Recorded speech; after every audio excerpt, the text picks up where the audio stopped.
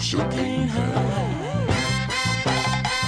Well, nobody's interested in learning but the teacher.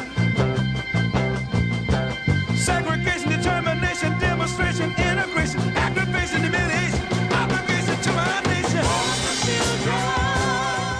Good morning and welcome to Detroit Wants to Know. Today, we're at what used to be the Chase Tower in downtown Detroit. Today, my friends, we're going to be talking all about Quicken.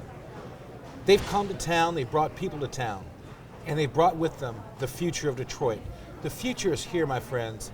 Get on board or get left behind, and it involves you. My first guest is David Carroll, Vice President of Quicken. Right, Dave? Yep. All right, tell us, what is Quicken Rock Ventures Bedrock? What is all this stuff, and where are we right now? Well, we refer to ourselves as a family of companies. Dan Gilbert has an ownership interest in probably well over 100 companies nationwide, the majority of them located right here in the city of Detroit. Quicken Loans is the largest and original company of all. Quicken Loans is one of the top mortgage lenders in the country, is won the J.D. Power Award for best customer service among mortgage lenders in the whole country, and very successful company that employs a lot of people. But there's other companies too. There's Bedrock Real Estate that handles the real estate development downtown. There's Fathead that produces all sorts of cool wall graphics. Wait. Fathead, like the people on the walls? Yeah, people on the Wow. walls, that's one of our companies. There's a lot of entrepreneurial companies. There's a Greektown Casino, and then there's a few things in Cleveland, of course, the Cleveland Cavaliers. So we're a whole large family of companies, and Rock Ventures is the umbrella company that sort of handles the support for them, kind of the umbrella name we go by, rather than using the name Quicken Loans for everything. But we're all consider ourselves a big family of companies, and most of which are based right here in downtown Detroit. So you've brought how many employees downtown? Well, we had 0 about 3.5 years ago, and now we're up to about 12,000 employees downtown. So it's been a pretty big boost into downtown Detroit. We have the Quicken employees and the addition to Blue Cross Blue Shield to thank for the new traffic jams downtown. Traffic jams, the higher parking rates, all of that's. Beyond the traffic jams, what does Quicken's development downtown mean to the average citizen that doesn't live downtown? Are you guys creating an island unto yourselves here? No, we're not. That's a great question, though, because we read a lot about the success of downtown and midtown, and it's a great question. How does that affect the neighborhoods and the average citizen in Detroit? A few things. First of all, the events and the things we do create downtown are actually a lot of fun and available for everybody. So we encourage people to come out to campus marches, the riverfront, a lot of free activities that a lot of people should enjoy. Secondly, there's the tax base. And I don't want to get all accountant technical on you, but suffice it to say, we generate tens and tens of millions of dollars in city income tax revenue that our employees pay, parking revenues, local businesses. Wait. You just said your employees pay city income tax. There was a rumor out there that your employees didn't have to pay city income tax. Well, let me clarify. When we originally moved our people downtown, the first chunk of people, I think it was about 3,000, the first couple waves of moves a few years ago, Quicken Loans gave everybody a raise to cover what they have to pay in city income tax. But they pay the city income tax. We gave them a raise to cover it, but they are paying it. And then above and beyond that, we've created probably about 6,500 new jobs since those initial folks moved down, and those people pay city income tax. So no, everybody who works downtown for one of our companies pays city income tax. Those tax dollars go right to the treasury of the city of Detroit, which in turn hopefully uses that money to improve city services, police, fire, lighting, everything in the neighborhoods. And that doesn't even count the parking revenues, the spin-off business, the lunches, the restaurants, the hotel stays. All that economic activity creates a tax base that goes into the city to help with the fiscal problems. On top of that, of course, is job creation. We've created a lot of jobs. We've hired a ton of Detroiters. We have Detroit job fairs. You'll hear more about our summer internship program in a few minutes, but over 1,000 summer interns, many of them. 1,000. Yeah, 1,000, and you'll hear more in a few minutes, but believe it or not, 1,000 will be our second year in a row, we'll top the 1,000 mark. But the job creation and then also bringing people to Detroit. I say we hire a lot of Detroiters. It really goes two ways. One is hiring Detroit residents, but then we've had a lot of people move to Detroit. Well over 400 have moved here in the last 3 years alone since we started the Live Downtown incentive, whereby we we help people, give them a subsidy to live downtown for a couple of years. Will those subsidies ever expand out into the Rosedale Parks, the Jefferson Chalmers, the University District? We're Martin talking Park. about it. Probably not that soon. Nothing's on the drawing board that quickly. The idea is to add density and to sort of pick an area and make it dense. But there's been talk about expanding the barriers to the boundaries to a degree. One other area where we help is just community philanthropy and community involvement. We're involved in a lot of public-private partnerships. The M1 rail line, the purchase of the police and EMS vehicles. If you the fight against blight, which you'll hear about in a few minutes. And then just philanthropy. There's probably over 200, 250 organizations we've contributed to. Not just the arts institutions and the downtown events, but out in the neighborhoods. El Quibelan Village, Neighborhood Service Organization, Paquette Square for veterans. A lot of smaller organizations that are maybe not that popular, that aren't on the fundraising circuit, but that we've contributed to and gotten involved with, and a lot of volunteer hours. The exact number escapes me, but a lot of volunteering, a lot of community involvement as well. Dave, I'm excited. Okay. Now, when we come back, I'm going to hear from Mr. Kitai, your Director of Development, about what's going on downtown and what's on the horizon. All right? So, thanks for being with us. Ladies and gentlemen, when we come back, it's more with Quicken Loans. Did I say thank you for being a sponsor? Thank you for being the sponsor. It's our pleasure. We'll be right back.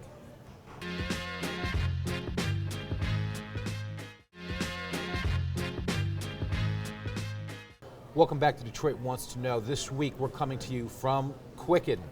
My guest this segment is Jim Kitai, the managing partner of Bedrock Development. Now, Jim, are you the guys that do everything downtown? Is it all Bedrock, or what is it? I'm going to say we're the guys that do everything real estate related downtown. So every building that's been acquired, every renovation that has happened, even where we're sitting right now, has all been done through Bedrock. This didn't look like this before. No, this was a very tired, non-functioning cafeteria that was part of the Chase Bank, JP Morgan Chase, originally NBD. And when we walked in here, we said, we're going to liven this place up. We're going to make it really be a place that people want to not only eat here, but be able to sit and work and talk and communicate and exchange ideas. So we created this environment, and it's worked. Jim, let's go through the easy part. You've got the Chrysler House down the street, which used to be the fabulous Dime building. What else have you acquired? We've acquired over 40 buildings so far, Steve. It's been in less than, or actually now it's just a little over 3 years that we've acquired those buildings. So as far as the major buildings go, it was the Chase building, it was the First National building, it was Dime, which has now been changed to Chrysler House, the Federal Reserve building, which is next to the Dime building. Now that's where the Detroit newspaper partnership is going in there, right? That's where that press release came out, yes. Yes, okay. Yes, they are taking about 85,000 square feet there. So all right. very exciting, and that building will only have, believe it or not, one floor remaining at that point, about 9,000, 9,500 square feet left, as well as the first floor, which we've been holding out for retail. So all the buildings that we acquire, we always hold the first floor for retail because that's where we need to have that vibrancy and that foot traffic and that activity on the first floor. So it will always be retail. Let's get into a little bit harder part. Say, how do you keep things secret? It just, all of a sudden it just happens one day, but you've had to worked on them for a while. I mean, for example, the deal on 1001 Woodward, it just I didn't even mention that one It yet. just seemed to pop out of nowhere.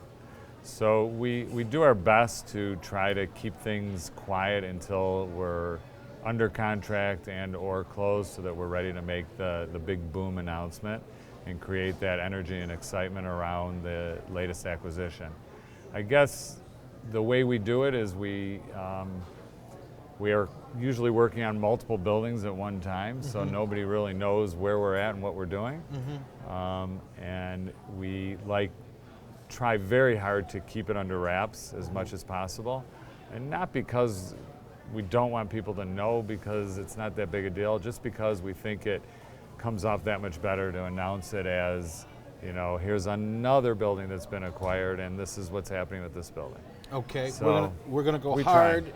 then we're gonna go easy. Great. You've taken a lot of heat for a purchase you did in Capitol Park. Yes. All right, Tell me about that. Are you really the evil person throwing those people out on the streets? So we are not at all, actually. Because I wanted to meet the devil Yeah. always. You know. It's not me. You're not Okay. getting to.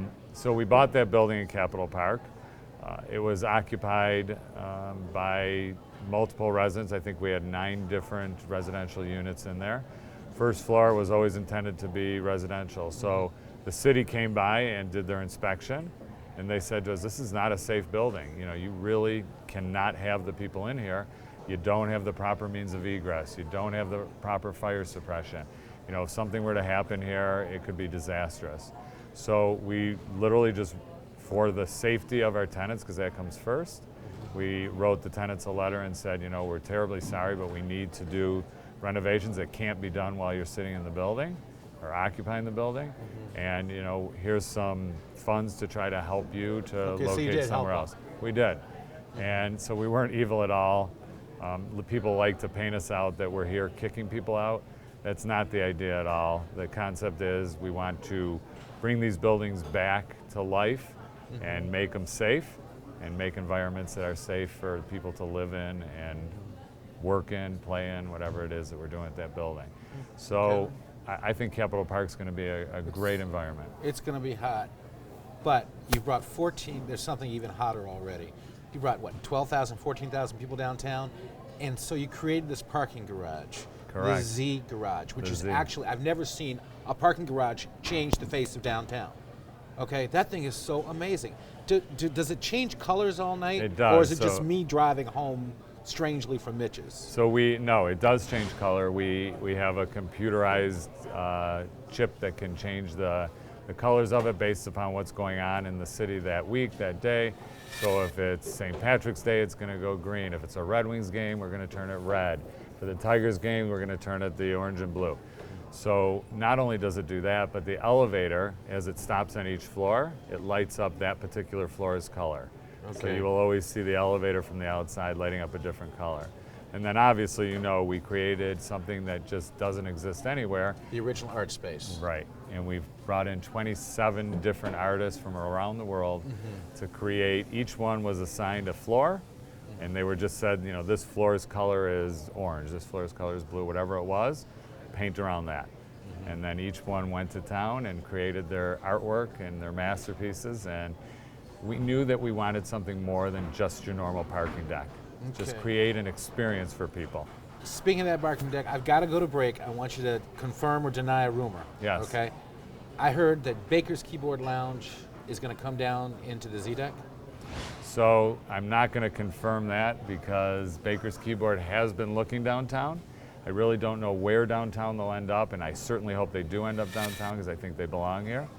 And we're very excited about the possibility of them coming to a location, whether it's one of ours or any other landlord downtown. Okay.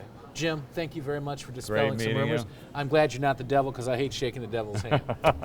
Ladies and gentlemen, Thanks. we'll be right back. When we come back, we're going to talk about internships and employment with Quicken. Be right back.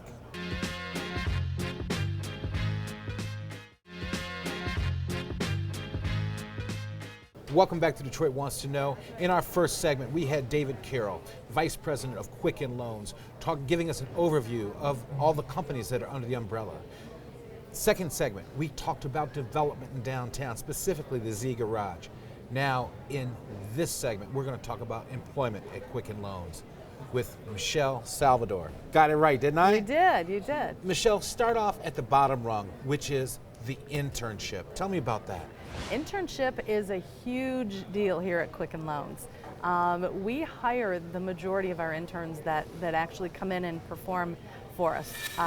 So interns here do everything. We have them in every single part of the company, whether it's mortgage banking, technology, recruiting, human resources, legal, accounting, anywhere that you can think of, we have interns. And they don't perform just normal filing. They're not out getting coffee. They're actually doing work. We've had interns come on board here and actually create mobile applications for us. So are they paid internships? They are paid. Every intern here is paid, okay. absolutely. Some of the great things that have come out of our program would blow your mind. I would need probably about 40 minutes to tell you all about it. Well, I'm going to because give it's you great. 40 minutes later on, but I just want a Good. tidbit today. How many interns do you have over the summer? Over this summer, we're going to have over 1,000. Over 1,000 Over interns? 1,000 interns here in Detroit Now, this summer. is the application period closed for that, or is it still open? Still open. You can go to quickenloanscareers.com. QuickenLoansCareers.com. And how old do you have to be to get an internship? We really look at our intern program as non-traditional. So if you are advanced in your schooling, let's say you're a senior in high school, you've taken advanced college classes, we'll still take a look at you for an internship. If you're a sophomore, junior, senior, even freshman in college, we'll still look at you for an internship. We also will look at individuals who are looking for a career change. So you don't have to be of college age. You can be a more mature candidate and still be a candidate for us for an internship. Wait. That sounds like that, was it a Will Ferrell movie? They were Google interns? Yeah, that's so a you're great saying movie. somebody at 45, 50 could be an Sure, intern? absolutely. If they're looking for a career change. So what we look at is are individuals that have the schooling and maybe they don't quite have the experience that they need to get their foot in the door somewhere. If they have an interest and they have passion, they have to have a large passion for whatever it is they're going to do. We will look at them for an internship, absolutely. Okay, give us that email, that web address again. It's quickenloanscareers.com. Okay, now, getting a job at Quicken. We heard Mr. Carroll in the first segment say he brought 12,000 people downtown. Absolutely. How does somebody get a job at Quicken Loans? quickenloanscareers.com. We do call every candidate that applies to us for any position that they apply. Really? We go through and we talk to them, and what we're really looking for are individuals that have a strong passion for what they want to do. They have to have a passion for the city of Detroit. They have to want to join in our fight to make sure that downtown Detroit is beautiful and it's perfect. And they also have to have some of the skill sets that we're looking for. We have a great training program, so we're not afraid of individuals that maybe don't quite have all of the experience we're looking for. As long as they have some of it, we'll still look at them to be a candidate with us. Okay, so we've talked about the internship, those people that already have it going on. We talked about people actually getting a job at Quicken. Tell us, what are you doing with the Detroit Public Schools? I hear a rumor that you're doing some sort of mentoring program. We are. It's called the Network, and I'm super excited about it. We have about 36 or 37 students from Osborne High School. Osborne. Not Castech, not Renaissance, Nope, but Osborne? Osborne High School. We had our first meeting this past week, and it was fantastic. It was an opportunity for us to be mentors for those folks. And so we have 37 mentors, so it's a one-on-one mentor-mentee relationship. And we're learning about what their days are like, and they're learning about what our days are like. Some of the greatest things that came out of the first program was one of the students said, I never knew that you could get a job and have fun at what you're doing. Well, Michelle, I got to go to break, but I want you to come back because I want to do like Great. I want to do like a half hour with you. Great, Because great. you've dispelled a lot of rumors just with the Osborne thing alone of saying that Quicken Loans is just about downtown. Ladies and gentlemen, when we get back, when we come back, we're going to talk about blight with my good friend Steve Ogden. Be right back.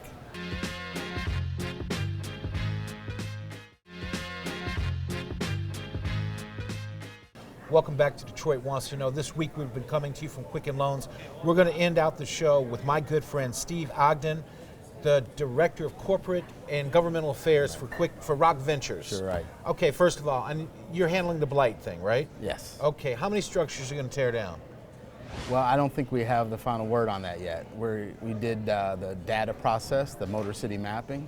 We're scrubbing that data now. We're examining what the priorities are. We don't know if it's 80,000 structures, 30,000 structures? No, but Steve, you know, historically, for at least the last couple decades, people have been throwing around a number, and I think it's just been out of reaction, and 80 appears to be the comfortable number that people use. But we're not convinced. We don't know yet, so that's why we started the data project, is to say, let's have a credible source to understand and manage our issues, our challenges, to understand the breadth and the depth of the challenge. Now, what role does the Quicken umbrella of companies play in blight removal in Detroit? Are you guys leading it? Are you guys setting forth the contracts? Or are you just assisting in it? What is it? Yeah, so it's a good question. You know, here at Quicken, we get involved with a lot of what we would consider public-private initiatives. M1, you know, the police and fire vehicles, a lot of those things that are typically government responsibilities that we take a look at only because we know it's the right thing to do. And it's good for the city, it's good for the residents, and blight was another thing. And no, we're not leading it. There's a federal task force that's chaired by Dan Gilbert, Glenda Price, and Linda Smith. And the three of them form the Blight Removal Federal Task Force. Now, don't two of them work for Quicken? Or No, just Dan. Just Dan. Yeah, Okay. Linda Smith runs So then- CDC on the east side called Youth Snapback, and Right. Glenda Price is at the DPS Foundation. Okay, so you all are then just helping out. That's correct. Yeah, Okay. you know, what people have to remember is, or fail to remember is, when this came together in late September, we were in the midst of the rumors, the bankruptcy conversation. At the time, the incumbent mayor had decided not to run again. We hadn't had the general election yet, so there was no new leader. So we were operating in a vacuum of, let's just get this done and try to figure out how to do it right and hand over an implementation strategy to the mayor and the EM. And that's what we're going to do. In a few short weeks, we're going to hand over a strategy that calls for some implementation action, an action plan, if you will, to address blight. Speaking of the implementation plan, tearing down a house is a lot more complex than people think. It's not just knocking it down. Right. I mean, even when it comes to the basements, I hear it used to be that you could just crack the basement. Now you have to remove the basement. How much does it cost? What does it take to tear down a house? Just tell us, whether it be 30,000 structures or 80,000 structures. So a typical residential prototype, a 3-bedroom brick bungalow on the east side, let's say it's $10,000. What $10,000 gets you is all the clearances and regulatory stuff that you have to go through, the physical act of knocking a structure down, hauling it to a landfill, the fees to dump it in a landfill, the grading and seeding of the lot when you're done with it, all of that. The typical number you hear is $10,000. So the actual knocking down of the house, the actual demolition, that takes really a few hours. Okay. And that can get done for about $4,000 or $5,000. The rest of it is the price of doing business. And then you have to get all the utilities shut off. All that That's stuff correct. has to be gone. All that is in the regulatory clearance process, which is done up front. You did a wonderful job at Next Detroit. Thank you. The nonprofit that you worked at before that, before this. How did that prepare you for what you're doing now? It's a good question. It actually tie bars pretty well, because what we were trying to do at Next Detroit was try to understand what residents needed. And so we were on the ground meeting and engaging residents. Residents not inside of downtown That's Detroit. correct, in neighborhoods, in the residential neighborhoods, the traditional neighborhoods in Detroit. And that was about engaging them to understand what they needed for them to be able to take control of their own neighborhoods and make decisions about their own neighborhoods. Because we understood that nobody knows their neighborhood better than the resident that lives there, right? We can be experts all we want, but at the end of the day, it's them, the residents, that will make decisions that will inform our process. Even the mapping process, there's going to be an engagement portion of that where residents will be able to go online and say, though you think that house is really swell and well appointed, inside it's blew out. Okay. And vice versa. And those are things that we wouldn't know just by taking pictures. Okay. Well, Steve, I want to thank you for coming on. You've capped off a wonderful morning. You dispelled the myth that Quicken is just about downtown Detroit. And you, being of the neighborhoods of Next Detroit, really just put a cap on it. Good. But Miss Salvador with Osborne, okay, I'm into that. All right, we got to go. Thanks for Great. coming. I My hope I get pleasure. to spend more time with you. Thanks, Good to Steve. see you. All right. And how about those Cavaliers? Ladies and gentlemen, you've been watching Detroit Wants to Know. We've been coming to you from Quicken Loans. The future's here. Embrace it or don't. It's your loss if you don't. Enjoy downtown Detroit and enjoy your neighborhood. Have a great week. Go green.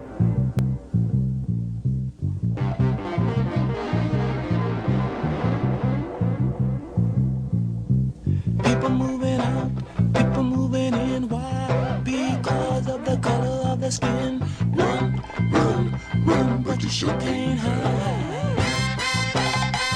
Well, nobody's interested in learning but the teacher.